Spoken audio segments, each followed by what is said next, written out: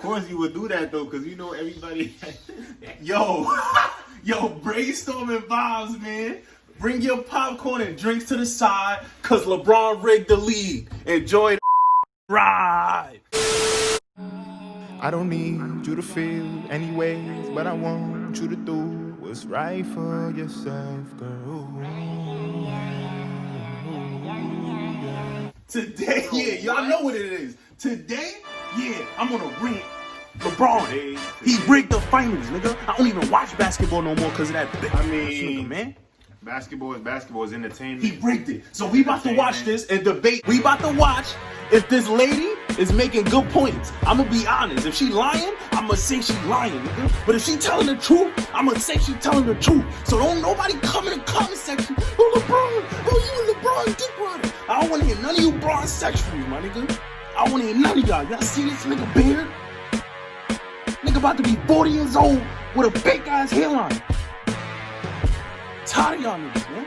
Play the fucking video. Before you start that vid, I really don't hate LeBron. I don't even watch basketball no more, honestly. So I'm gonna be fair. If she bullshit, I watch basketball. I'm a baseball head, but I watch basketball too. My favorite players, Kobe Bryant and Melo. Everybody that know me knows that Kobe Bryant and Melo is my favorite of all time. But I ain't gonna lie, while I was watching the Lakers game, Lakers versus Miami, I ain't gonna lie, I seen some funny shit. Cause first game, all friend, two niggas injured. Who was it? I think it was Dragic. And I think it was Dragic. Yeah, see, both of them got injured. All friend, bro, all friend. But now to be honest though, I'ma just get, if she bullshit, I'ma just be out like she bullshit. Cheating versus the Miami Heat in NBA.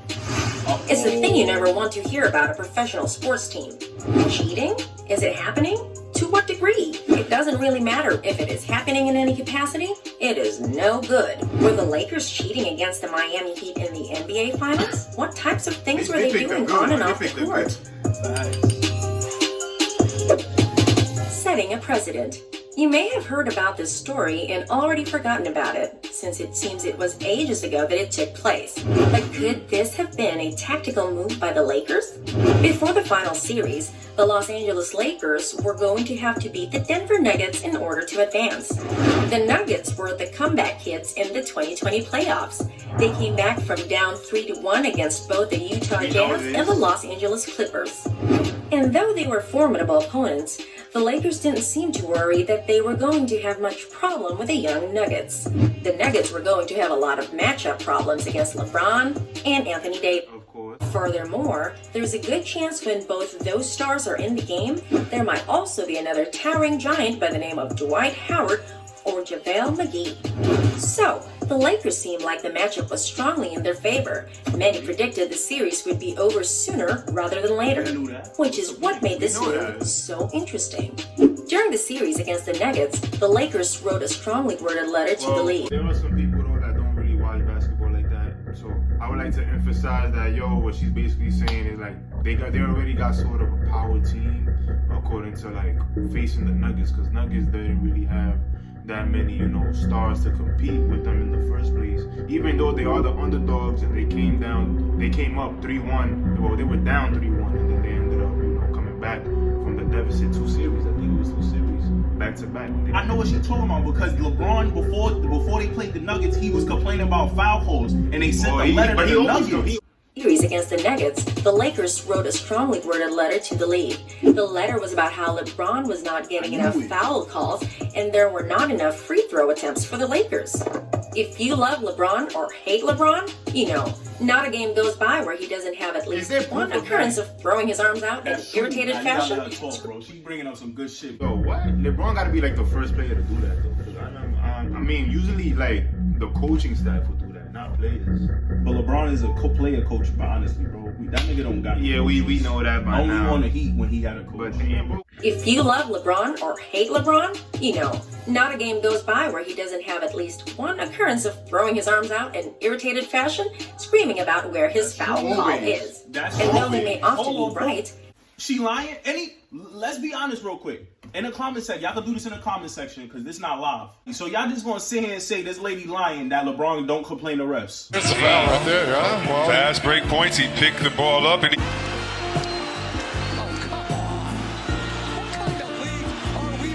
Here comes LeBron changing gears, bumping and missing. And you go up to him and say there's no call. multiple times in the crunch time. Always. We get that's small though. That's small. Let's see if she gets to something more spicy. Yeah, everybody. We know The everybody. Lakers seem like they would easily win the series. Do they really need more free throw attempts? Are they really upset that LeBron isn't getting enough foul calls? But they were setting a precedent, and wisely setting it before the big stage of the finals. Now, the league is forced to go and look at tapes and see what the Lakers are talking about. And of course, the officials always miss some calls. It's impossible for them to get every call. But now, they have to be more careful and place a more scrutinizing eye on LeBron every time he drives to the basket. He started getting more foul calls against Denver. That's all good and fine. The Lakers won that series as everyone expected. But the league wasn't going to want another letter from the Lakers. You don't want to upset one of the league's most storied franchises, nor do you want to upset the player that is the face of the league. They were going to have to keep this up into the next series. They could not miss foul calls on LeBron. And as is always the case, since LeBron is a star, he was going to get all the calls that seemed like 50-50 situations. There were I just want to say, bro, LeBron is like one of the best players of this generation right now. But I just really don't like the fact that he complains so much. I don't know, bro. Like, I be seeing the great. I mean, it's basketball. You're gonna complain over calls, like, you feel me? But yo, at the end of the day, I never seen like a call being overturned. You feel me? Like, let's say if you So I don't like the challenge play. That's exactly, football. exactly. Like, let's say you go under the lane, you make a layup or some shit, and they foul you, and they didn't call the foul. Like, you can't. It's hard for them to like overrule it and change it. But since it's LeBron, a 50-50 call, they go back and look at it and give him the call. Star versus non-star. Setting this precedent was important because the Lakers were going to face either the Miami Heat or the Boston Celtics in the finals. Both teams had stars, but not too many stars that were on par with LeBron. It ended up being the Heat, who does have Jimmy Butler and is on par with LeBron's superstardom in some ways. But that's it. The rest of the Heat group are largely non-stars. It was very clear that LeBron was aware when a non-star was guarding him. Like, if Jay Crowder was guarding him as he drove to the basket, LeBron was very good about clearing space, which is also a nice way of saying elbowing Jay Crowder in the face while heading to the hoop. Subsequently, there was contact and a foul was called on, you guessed right, Crowder. A call that should be an offensive foul if all things are considered equal, but a call that ends up being a defensive foul because all things are not equal. The NBA doesn't want to upset LeBron again, and LeBron knew this. Not only does LeBron get free throws when he does this, he also gives a foul to a player on the other team. He was targeting Crowder because he know Crowder a dog on that team, so he wanted to get him out of here because Crowder plays good defense for forward. But he gets all the 50-50. Some calls should have been offensive fouls, but he got all of the calls. He got all the calls. Yeah, that's what she basically said. That's true. Foul trouble much sooner. Plays like that make a big difference, as it should be a foul on LeBron and possible shots for Crowder. And instead, you get the exact opposite. A swing and points and fouls exchanged. Did LeBron do this to only Crowder? That's laughable. LeBron tossed Tyler Hero to the ground with an extended arm on a drive to the basket. He ran Duncan Robinson over so many times, Robinson looked like he was doing trust falls without a spotter on the court. And what's the league going to do? Call fouls on LeBron? Maybe if LeBron was going up against Butler, they would. But the likes of Crowder, Robinson, and Hero, the narrative exists that LeBron can almost never be stopped. The NBA wouldn't let you think that any of those non-stars could stop LeBron on any given play. Why Howard gotta be a dick sucker, bro? Yo, my fault. Bro, Howard, bro, what he do? What happened? This nigga doing, bro. Yo, What he did, bro? Bro, LeBron over here doing that powder bullshit, right? And then you see Dwight Howard with the other niggas showing him over, like, wow, powder. Yo, why you being a go? He the same age as him too, looking like a little baby. Looking like a little ass fan, bro. Give me a D, give me a I, give me a C, give me a. All right, I got. Gotta chill, cause LeBron might ban this channel because. Yeah, he might, but I'm gonna be careful. I'm gonna be careful. Yo. Almost anyone following the NBA puts LeBron and AD in their top 5 active players, and the Lakers have them both. No other team has a duo in the top 5. You'd be hard-pressed to make an argument that another team even has 2 of the top 10 players. Not since the Lakers did it with Shaq and Kobe. We're starting to notice a pattern here. But the NBA is supposed to be more balanced. There are 30 teams in the league. Top 5 players, top 10 players, all-stars, they should be more evenly spread out.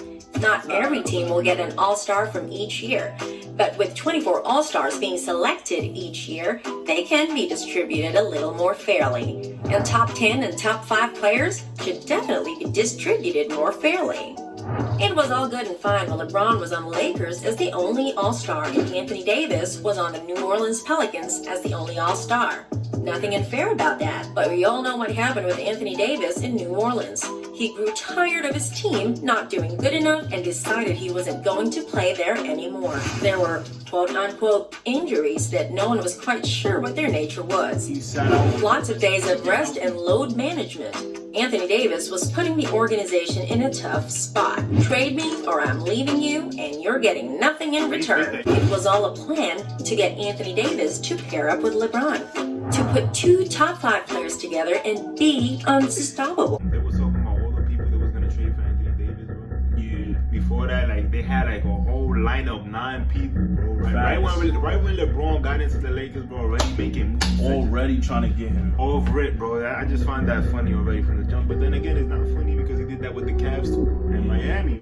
Should teams even be allowed to do this? Are there not tampering fines for instances such as this?